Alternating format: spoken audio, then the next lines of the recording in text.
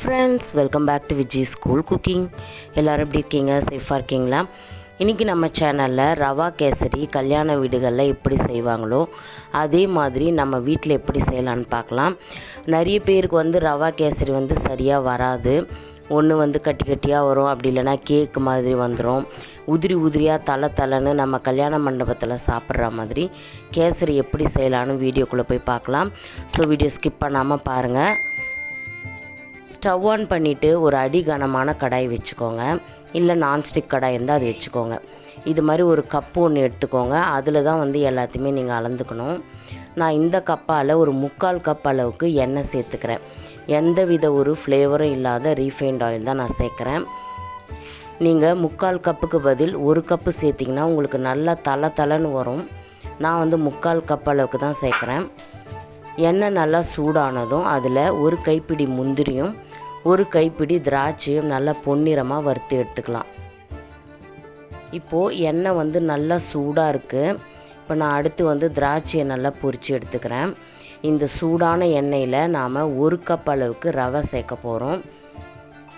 அப்படி கொதிச்சிட்ருக்கிற எண்ணெயில் நீங்கள் ரவையை சேர்த்துட்டு இப்போ நீங்கள் கம்ப்ளீட்டாக சிம்மில் வச்சுருங்க. சிம்மில் வச்சுட்டு நல்லா மிக்ஸ் பண்ணுங்கள்.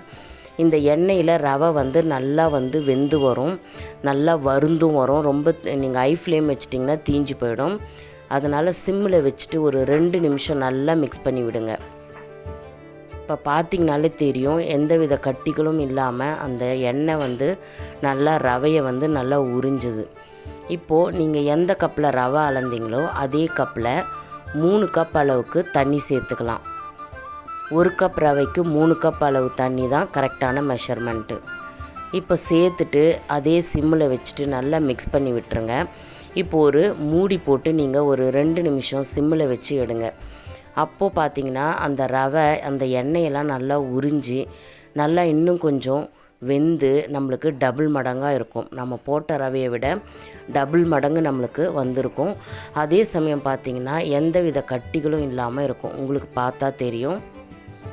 நான் மிக்ஸ் பண்ணுறேன் பாருங்கள், எந்த வித கட்டியும் இல்லாமல் இருக்குது. ரவையும் உதிரியாக இருக்குது. இப்போ நம்ம ரவை நல்லா வெந்து வந்துடுச்சு. இப்போது இந்த ஸ்டேஜில் நாம் சர்க்கரை சேர்த்துக்கலாம்.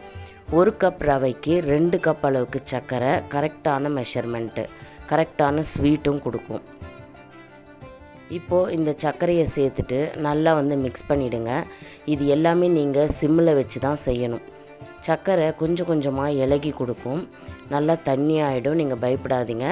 திரும்பி அது வெந்து வரும்போது நம்மளுக்கு கெட்டி பதத்துக்கு வந்துடும். நல்லா ஒரு 5 நிமிஷம் நீங்கள் மிக்ஸ் பண்ணிகிட்டே இருந்தீங்கன்னா இந்த மாதிரி ஸ்டேஜுக்கு வந்துடும். இப்போ நல்லா மிக்ஸ் பண்ணிக்கோங்க.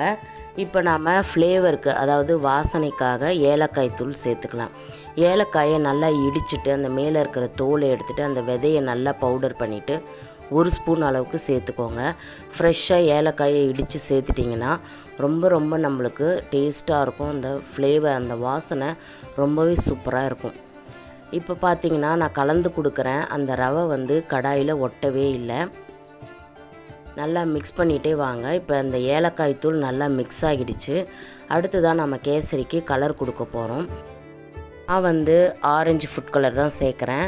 ஒரு பிஞ்ச் அளவுக்கு எடுத்துகிட்டு 1 ஸ்பூன் வெதப்பான தண்ணியில் இந்த ஃபுட் கலரை மிக்ஸ் பண்ணிவிட்டு சேர்த்துக்கோங்க. அடுத்ததான் நம்ம வறுத்து வச்சுருந்த முந்திரி திராட்சையை சேர்த்துட்டு நல்லா மிக்ஸ் பண்ணிக்கலாம். உங்களுக்கு இன்னும் நெய் நல்லா அந்த கேசரி தலைன்னு வேணும்னா நீங்கள் நான் முதல்ல சொன்ன மாதிரி 3/4 கப்பு எண்ணெய்க்கு பதில் 1 கப்பு எண்ணெய் சேர்த்துட்டிங்கன்னா உங்களுக்கு கேசரி இன்னும் அப்படியே அந்த மேலே எண்ணெய்லாம் மிதக்கிற மாதிரி, அந்த நெய்லாம் மிதக்கிற மாதிரி உங்களுக்கு ஒரு கேசரி கிடைக்கும். நான் அந்தளவுக்கு தேவையில்லை, நம்மளுக்கு இந்த மாதிரி இருந்தாலே போதுன்றதுனால நான் 1/4 கப் அளவுக்கு குறைச்சிட்டேன். உங்களுக்கு வேணும்னா நீங்கள் 1 கப் அளவுக்கு எண்ணெய் நல்லா சேர்த்துட்டு அதில் நல்லா ரவையை வறுத்துட்டு நீங்கள் செஞ்சிங்கன்னா நல்லா அந்த நெய் தளர உங்களுக்கு கேசரி கிடைக்கும். இப்போ பார்த்திங்கன்னா நம்மளுடைய கேசரி ரெடி ஆகிடுச்சா அப்படின்னு சொல்லி பார்க்குறதுக்கு ஒரு சிம்பிளான ஒரு டிப்ஸு சொல்கிறேன்.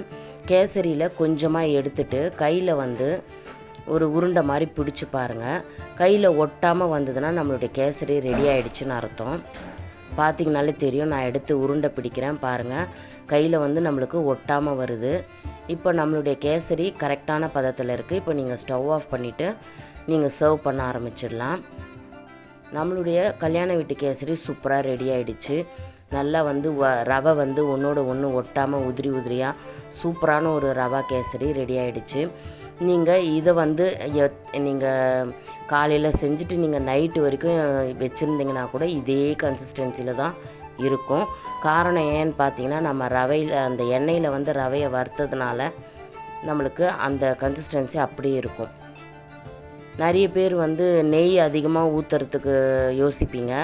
அதனால் கொஞ்சமாக நெய் விட்டு செய்யும்போது நம்மளுக்கு கட்டி கட்டியாக அந்த கேக்கு மாதிரி வரும். நீங்கள் இதை மாதிரி செஞ்சு பாருங்கள். கண்டிப்பாக வந்து உங்களுக்கு ஒரு பர்ஃபெக்டான கல்யாண வீட்டு கேசரி கிடைக்கும். இப்போ பார்த்திங்கன்னா ஸ்பூனில் எடுத்து விட்டிங்கன்னா ஸ்பூனில் ஒட்டாமல் வருது. நம்மளுடைய கேசரி சூப்பராக ரெடி ஆகிடுச்சு. இதை ஒரு பவுல்லையோ தட்டிலையோ நீங்கள் சர்வ் பண்ணிவிட்டு சூடாக சாப்பிடுங்க. ரொம்ப ரொம்ப டேஸ்ட்டாக இருக்கும்.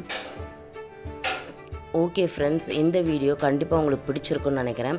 இந்த வீடியோ பிடிச்சிருந்தா இதுக்கு ஒரு லைக் பண்ணுங்கள், ஷேர் பண்ணுங்கள் அண்ட் மறக்காமல் கமெண்ட் பண்ணுங்கள். நீங்களும் இந்த சம்மரில் உங்கள் குட்டீஸுங்களாம் வீட்டில் இருப்பாங்க. கண்டிப்பாக அவங்களுக்கு ஈவினிங் டைமில் இது மாதிரி செஞ்சு கொடுங்க. எனக்கு கமெண்ட்ஸில் எப்படி உங்களுக்கு வந்ததுன்னு நீங்கள் உங்களுடைய ஃபீட்பேக்கை ஷேர் பண்ணிக்கோங்க.